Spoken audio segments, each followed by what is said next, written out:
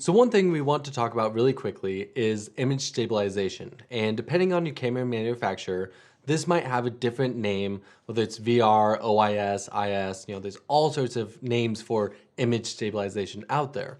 But what it is at the end of the day is for longer telephoto lenses is within the camera, it's helping keep the glass steady. And even some cameras nowadays have this built into their sensors.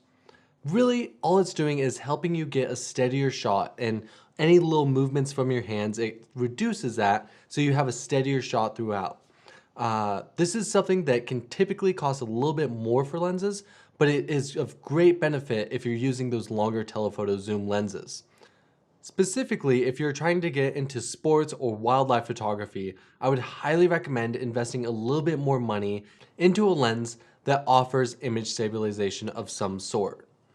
If you do decide to get one of these lenses or you've already purchased one, typically on the side of your lens, you'll find a on and off switch. Now what this enables is that when you turn it on, the image stabilization will be on and you'll be able to notice the difference. You turn it off and instantaneously you should notice a big difference. Now one thing to note is that if you do have it on, it will use up a lot more battery life from your camera. All right, so let's take a look at what image stabilization actually does. I'm going to start with it off. So I'm handheld right now. I'm at 140 millimeter, which is equivalent to about 200 millimeter on a full frame sensor.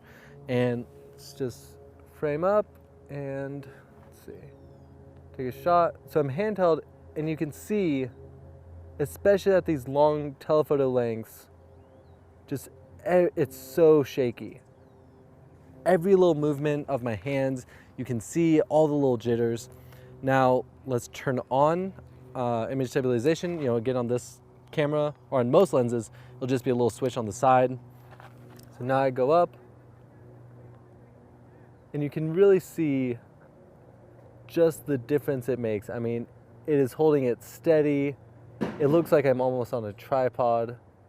Now as I move, you can start to see a little bit more jitter, but if I really hold my hand still, it does a great job of holding it still. So you can really see the difference between being handheld without image stabilization and with image stabilization.